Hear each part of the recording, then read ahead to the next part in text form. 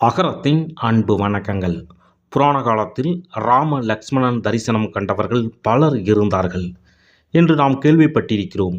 ஆனால் சமீபத்தில், அதுவும் சுமார் 200 ஆண்டுகளுக்கு முன்பு ராம லட்சுமணன் தரிசனம் பெற்ற ஒரு மகானை பற்றி தெரியுமா? வடமொழியில் இராமாயணத்தை எழுதிய வால்மீகி முனிவரே மறுபிறவியில் இந்த மகானாக அவதாரம் எடுத்தார் என்று கொண்டாடப்பட்ட ஒரு மகான்தான் இவர். ராமர் லக்ஷ்மணன் மட்டுமே இவருக்கு தரிசனம் கொடுக்கவில்லை, நாரத முனிவர் கூட இவருக்கு தரிசனம் கொடுத்துள்ளார்.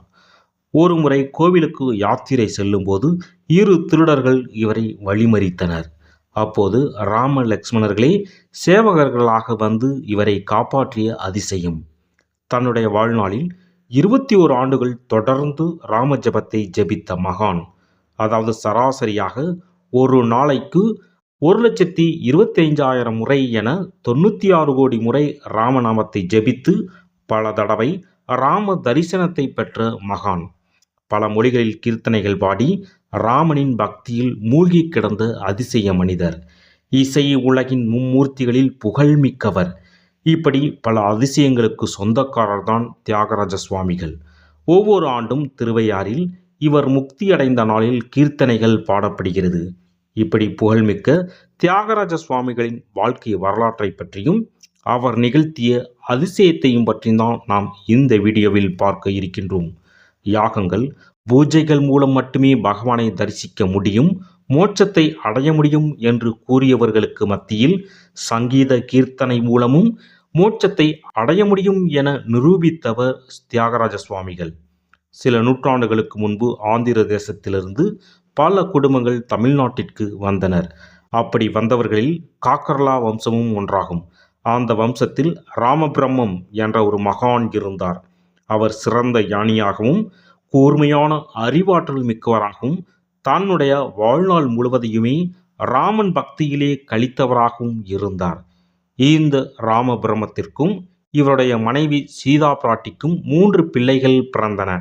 அவர்களில் 3வதாக பிறந்தவர்தான் தியாகராஜ சுவாமிகள் என்று பின்னாளில் அழைக்கப்பட்ட தியாக பிரம்மம் ஆகும். இவர் 1767 ஆண்டு மே மாதம் 4ஆம் தேதி சித்திரை மாதம் பூச நட்சத்திரத்தில் பிறந்தார். தியாகராஜர் சிறு வயதாக இருக்கும் போதே புரந்ததாசரின் கீர்த்தனைகளை சொல்லிக் கொடுத்தார் அவருடைய அன்னை. இதனால் சிறு வயதிலேயே வேதாந்த சாஸ்திரத்திலும் வியாகரணத்திலும் பண்டிதராக திகழ்ந்தார் தியாகராஜர். பிறகு முறையாக செண்டி வேங்கட ராமையர் எனும் குருவிடம் கர்நாடக சங்கீதம் பயின்றார். உண்ணும் சோறு, தின்னும் வெற்றிலை, பருகும் நீர் எல்லாம் கண்ணனே என்று சிந்தனைகளை ஏற்றி பாடிய நம்மாழ்வார் போல எல்லாம் ராமனே என்று பாடியவர் தியாகராஜ சுவாமிகள். தியாக பிரம்மம் தன் தாயார் தகப்பனாரின் சொல்படி பார்வதி எனும் பெண்ணை திருமணம் செய்து கொண்டார். இவர்களின் தாம்பத்திய வாழ்க்கை சில வருடங்களே நிலைத்தது. ஆம், பார்வதி அம்மாள் ஒரு நாள் கடுமையான நோயினால் பாதிக்கப்பட்டார். தன் மனைவி பிழைக்க வாய்ப்பில்லை என்பதனை அறிந்த தியாக பிரம்மம் தன் மனைவி இறந்ததற்கு பிறகு சந்நியாசம் பெற வேண்டும் என தீர்மானித்து கொண்டார். இவரின் எண்ணத்தை அறிந்த பார்வதி அம்மாள், நாதா, நான் விரைவில் இறந்து விடுவேன். தங்களை ஒரு வால்மீகி போல் பார்க்க விரும்புகிறேன். நான் உங்களுடன் வாழ்ந்தது 5 வருட காலமே. நீங்கள் எனக்காக என் இறப்பிற்கு பிறகு தனியாக இருக்க வேண்டாம், சந்நியாசியாகவும் போக வேண்டாம். என் சகோதரி கமலாம்பாளை திருமணம் செய்து கொள்ள வேண்டும். இதுவே என்னுடைய கடைசி ஆசை. அதை நிறைவேற்றுவீர்களா என மனம் உருகி வேண்டிக் கொண்டார் பார்வதி அம்மாள். வேறு வழியில்லாமல் தியாக பிரம்மமும் ஒத்துக்கொண்டார். இந்நிலையில் சில நாட்களிலேயே பார்வதி அம்மாள் இறந்து போனார். அவருடைய இறப்பிற்கு பிறகு அவருடைய சகோதரியான கமலாம்பாளை தியாக பிரம்மம் திருமணம் செய்து கொண்டார். அவர் லௌகீக வாழ்க்கையில் இருந்தாலும் அவருக்கு ராமன் மீது கொண்ட அன்பே, பக்தியே ஆனந்தத்தை கொடுத்தது. ஒருபோதும் ராமனை மறக்கவும் இல்லை, துதிபாட மறந்ததும் இல்லை. ராமபிரான் மீது பல கீர்த்தனைகளை பாடி ஆனந்தமாக வாழ்ந்து வந்தார். இந்நிலையில்தான் ஸ்ரீ ராமகிருஷ்ணானந்தர் என்ற ஒரு மகா சந்நியாசி தியாக பிரம்மத்தை சந்தித்தார். அப்போது அவர் தியாக பிரம்மத்திடம், ஐயா, உங்களின் ராம பக்தியினை அறிந்து வியந்து போனேன். உங்களுக்கு ராமனை தரிசனம் செய்யக்கூடிய ஒரு அற்புதமான மந்திரத்தை சொல்லித் தருகிறேன். அந்த மந்திரத்தை மிகுந்த பக்தி சிரத்தையுடன் 96 கோடி முறை ஜபம் செய்ய வேண்டும். அப்படி செய்தால் ராம லக்ஷ்மண தரிசனம் உங்களுக்கு கிடைக்கும் என்று கூறி அந்த மந்திரத்தை தியாக பிரம்மத்திற்கு சொல்லிக் கொடுத்து விட்டு சென்றார். அந்த மந்திரத்தை தியாகராஜ சுவாமிகள் தினமும் பல லட்சங்கள் முறை சொல்லி ஜபித்து வந்தார். தன்னிலை மறந்து தரிசனமே தனது ஒரே குறிக்கோள் என்று ஒரு நாளைக்கு 1,25,000 முறை என அந்த மந்திரத்தை உச்சரித்து கொண்டே இருந்தார். இப்படியே 21 ஆண்டுகள் கழிந்தது. ஒரு நாள் இரவு தியாக பிரம்மத்தின் வீட்டின் கதவை யாரோ தட்டும் சத்தமும் கேட்டது. கதவை திறந்து பார்த்தார். அப்போது வெளியில் ராம லட்சுமணன் நின்று கொண்டிருந்தனர். அவர்களின் தரிசனத்தைக் கண்டு மெய்சிலிர்த்து போனார். மறுகணமே ராமனுக்குண்டான ஒரு கீர்த்தனையை பாடினார்.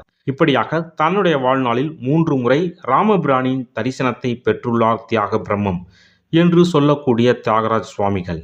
ராமபிரான் இவரின் வாழ்க்கையில் பல அற்புதங்கள் செய்திருந்தாலும், இவர் பல மந்திர சக்திகளை பெற்றிருந்தாலும் கடைசி வரை உஞ்சவிருத்தி மூலமாக மட்டுமே தன்னுடைய வாழ்க்கையை நடத்தி வந்தார்.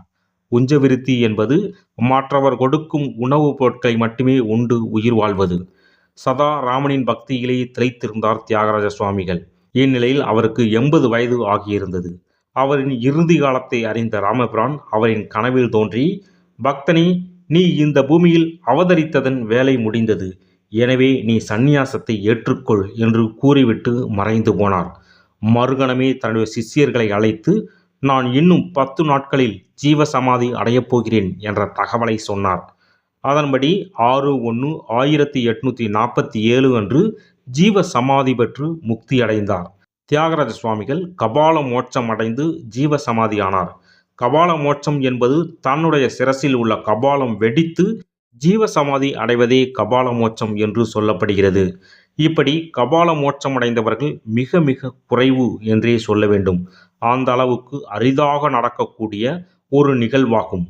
அப்படி மோட்சம் அடையும் போது தியாகராஜ சுவாமிகள், நான் இறந்து 60 ஆண்டுகளுக்கு பிறகு என் பெருமையை இந்த உலகம் அறியும் என்று கூறிவிட்டு மோட்சமடைந்தார். அவர் இறந்து 60 வருடங்களுக்கு பிறகு, அதாவது 1907ஆம் ஆண்டு முதல் தியாகராஜ ஆராதனை விழா சிறப்பாக கொண்டாடப்படுகிறது. அதாவது இவர் ஜீவ சமாதியான அதே தினத்தை வைத்தே இந்த ஆராதனையானது திருவையாறில் நடைபெறுகிறது. காவிரியின் வடகரையில் அமைந்துள்ள தியாகராஜரின் சமாதியில் பல ஆண்டுகள் உமையாள்புரம் கிருஷ்ண பாகவதர், சுந்தர பாகவதர், தியாகராஜருடைய சீடர்களான இருவரும் அவர் முக்தியடைந்த நாளிலிருந்து ஆராதனையை ஆண்டுதோறும் செய்து வந்தனர். பின்பு 1908ஆம் ஆண்டு முதல் தில்லைஸ்தானம் ராம ஐயங்கார் தியாகராஜரின் சிஷ்ய பரம்பரையில் ஆண்டுதோறும் ஆராதனையை நடத்தும் வழக்கத்தை மேற்கொண்டனர். இதில் பெண்கள் பாடுவதற்கு அனுமதிக்கப்படவில்லை. திருவையாறு பள்ளி வளாகத்தில் இந்த ஆராதனை நடத்தப்பட்டது. பிறகு தியாகராஜரின் சமாதியில் நினைவு மண்டபம் எழுப்பி பிருந்தாவனம் அமைத்து அங்கே தியாக பிரம்ம ஆராதனை விழாவை சிறப்பாக நடத்தினார்கள்.